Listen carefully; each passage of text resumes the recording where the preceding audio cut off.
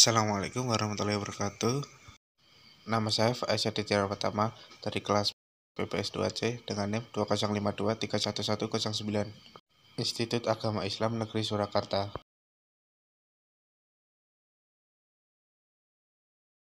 Peristiwa Perjanjian Giyanti. Perjanjian Giyanti merupakan suatu peristiwa besar yang terjadi pada masa silam.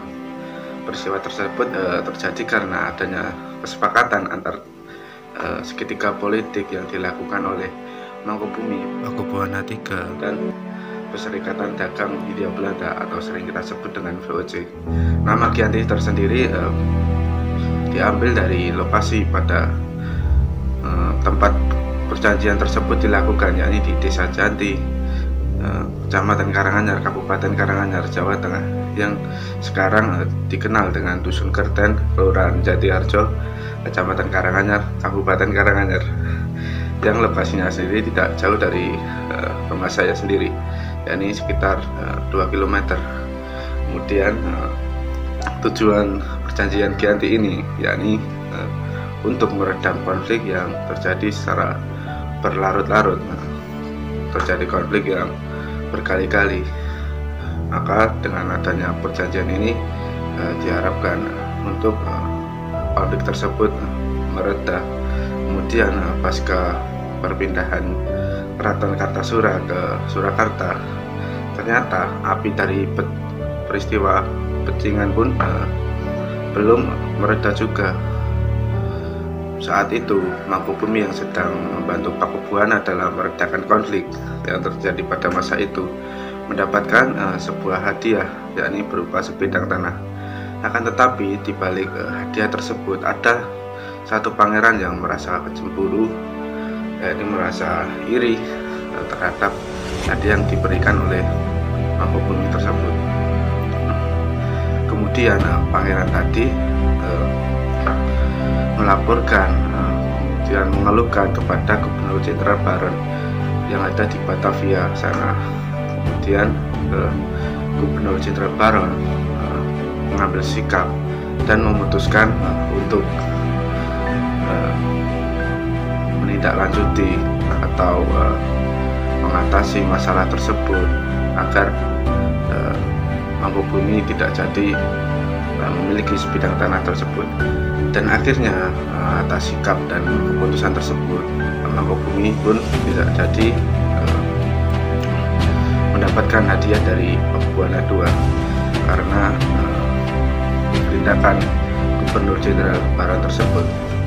Kemudian terjadilah perlawanan, di mana perlawanan tersebut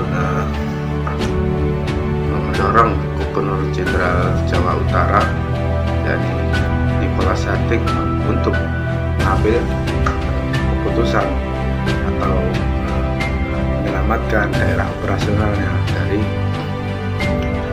peperangan tersebut. Kemudian Gubernur Jenderal Jawa Utara tadi melakukan perundingan bersama Mangkubumi, yaitu secara rahasia dan secara tertutup tentunya, akan tidak diketahui oleh siapapun, yakni perundingan secara pribadi.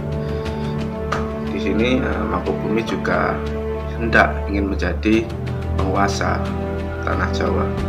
Kemudian pada tanggal 23 September 1755 ya, pada tanggal 23 September 1755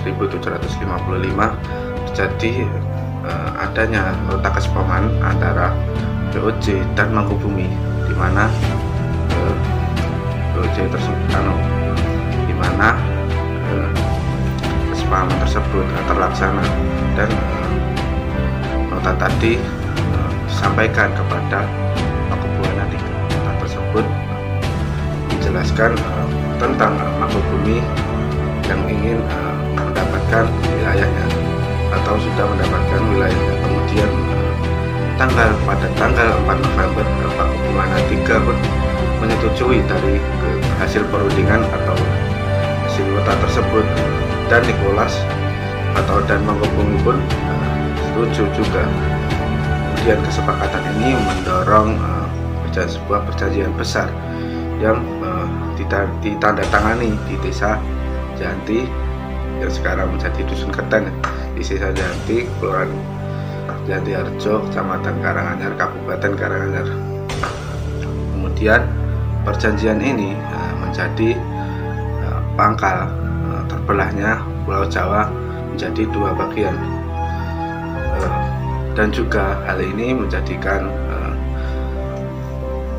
Mangkubumi naik tahta menjadi Sultan Hamengkubuwono I di Keraton Yogyakarta pada tanggal 13 Februari 1755.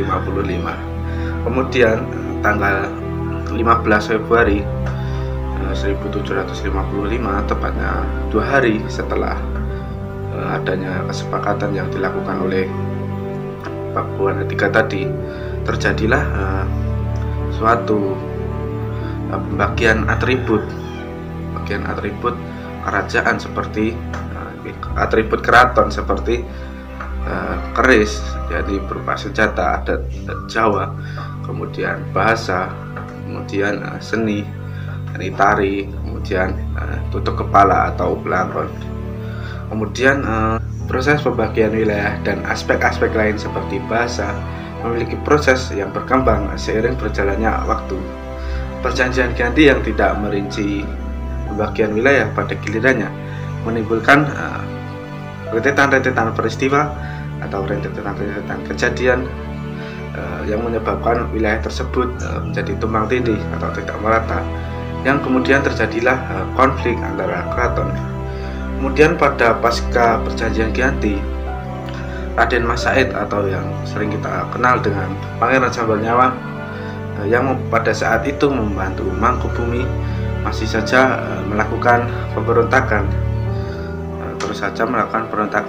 Raden Mas Said atau Pangeran Sambernyawa sendiri merupakan terah atau keturunan dari Pakubuwana II yang juga ingin menuntut hak sebagai penguasa wilayah,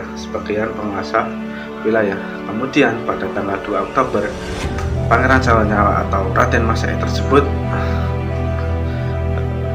berhasil menaklukkan salah satu kelompok Perserikatan Perdagangan Hindia Belanda atau sering kita sebut dengan VOC.